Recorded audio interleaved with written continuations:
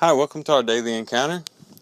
Today in our reading we have something brought out that we haven't really made mention of this thus far in our devotions.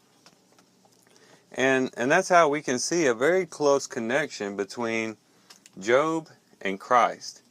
And that in certain aspects, Job actually typifies Christ.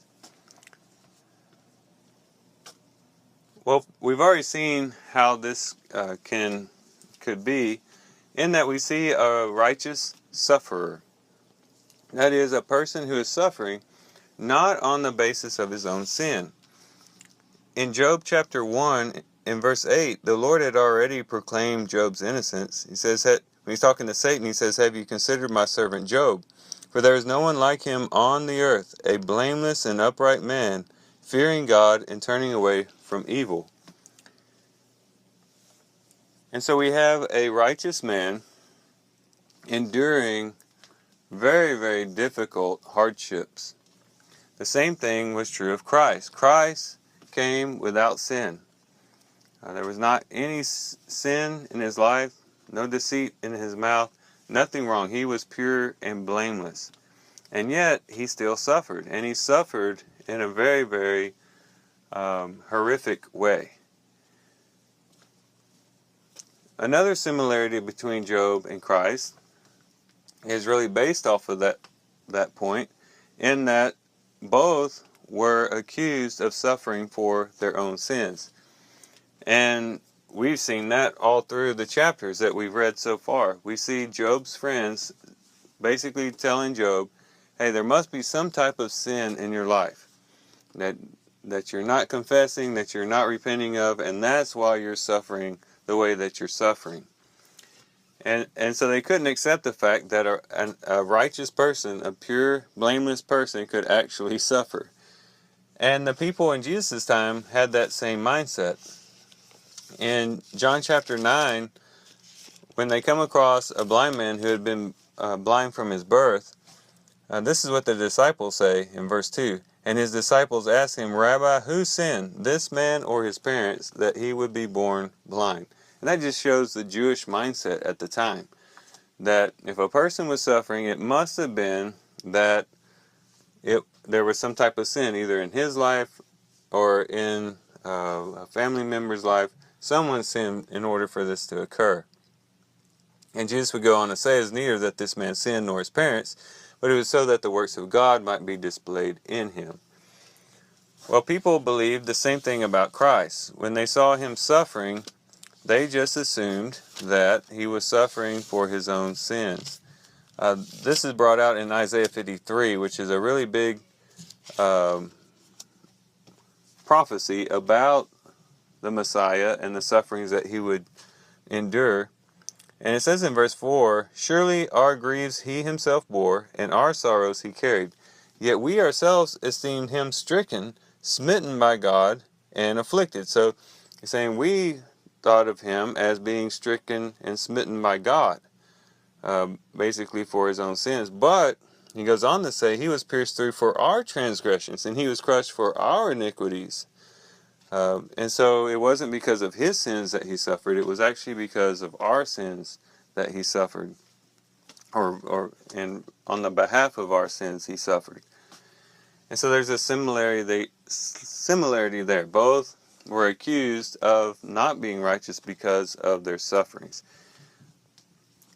The third thing is the end result. And of course we haven't gotten to the end of the story with Job. And not to give a spoiler or anything, but at the end, Job does get restored. As a matter of fact, he gets restored, and he gets a whole lot more abundance, more than what he had when he began. And so he is rewarded for enduring the sufferings by the Lord. And the same thing is true with Christ. Christ, after going through the sufferings, was then glorified and was given great blessings. We could just stay here in Isaiah 53 and see this starting in verse 11. "As a result of the anguish of his soul," of course this is talking about the Messiah, Christ, "he will see it and be satisfied. By his knowledge, the righteous one, my servant, will justify the many, as he will bear their iniquities. Therefore, I will allot him a portion with the great, and he will divide the booty with the strong, because he poured out himself to death, and was numbered with the transgressions, yet he himself bore the sin of many, and interceded for the transgressors.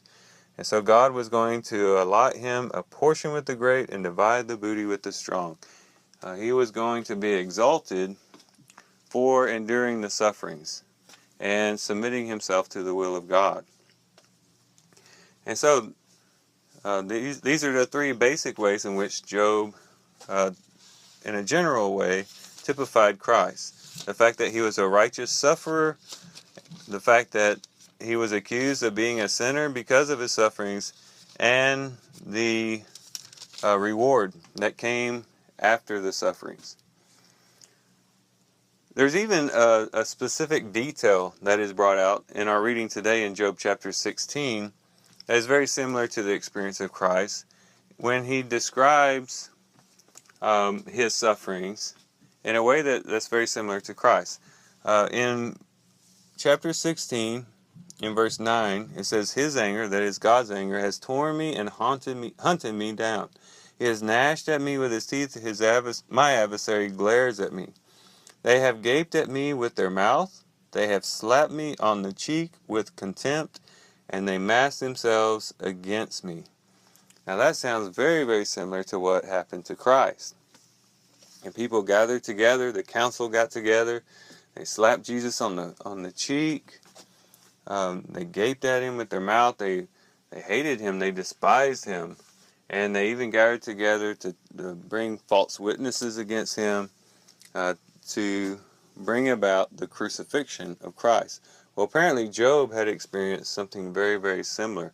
Matter of fact, these few verses here remind me of Psalms 22, where David's experience mirrored the experience of Christ, even to the point that when he wrote it down, it turned into a messianic prophecy. And I believe that's what's going on here in Job chapter 16. A messianic prophecy is coming out of the experience of Job. So these are some things to think about in connection to Job. Hopefully it will give us a more deeper, fuller, richer understanding of why Job is found in the Scriptures.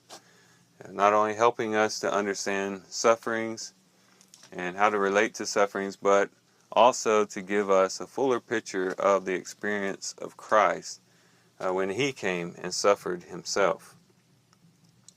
Thank you guys for listening in today. I love you guys. Hope you guys have a good day. God bless.